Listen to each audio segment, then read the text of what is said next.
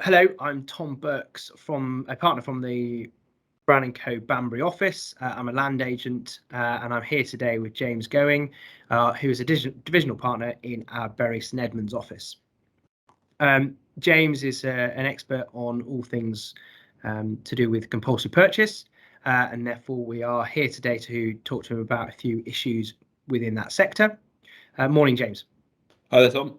So, James, there's obviously quite a bit of activity in this sector at the moment. How are our clients and their holdings affected by this?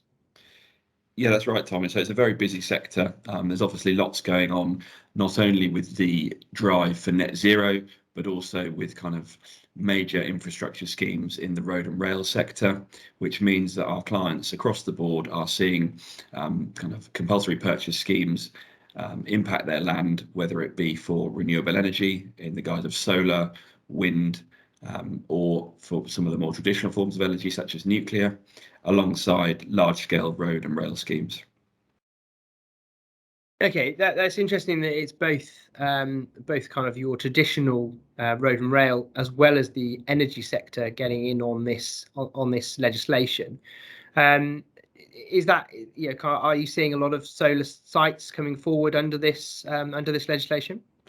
Yeah, so I think particularly with some of the renewable energy technologies, we are seeing that they are being consented via development consent orders, which were kind of implemented under the Planning Act 2008, and that's covering a wide range of schemes such as solar, offshore wind, and the linear cable routes that then impact our clients' land.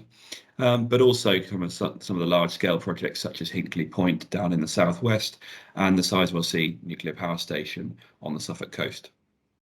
And does that mean those energy projects, the developers of those energy projects, then have compulsory purchase powers?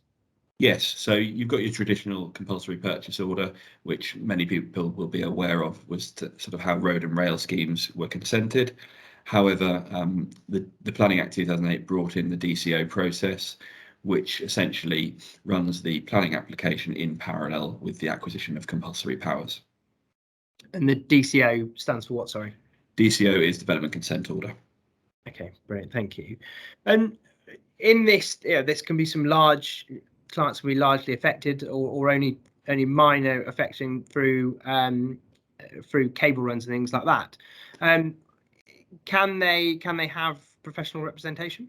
Absolutely, yes. So as under the kind of compensation code, if you're an interest holder in land that is impacted by one of these schemes, then you are entitled to be compensated for fair and reasonable representation by agents and other professionals.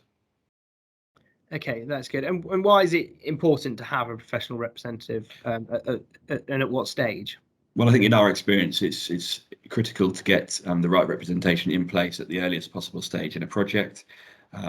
That representation will allow you to fully understand the legislation that's going to impact your holding, to make adequate representations at the initial phases of the project design, but also then at any hearing stages, and just to ensure you're fully informed and aware of what rights are being sought over your land or property. Okay, so the earlier engagement, you're saying the more control you have over the project, or more you can influence the project, maybe. Yeah, absolutely. Early engagement is key. It will help engender a collaborative nature with the acquiring authority, and also make sure that your points can be put forward to ensure that wherever possible, we can mitigate the impact on your land of any said scheme. Brilliant. Thank you very much. Cheers, James. That's really, really helpful. And thank you very much. Thank you.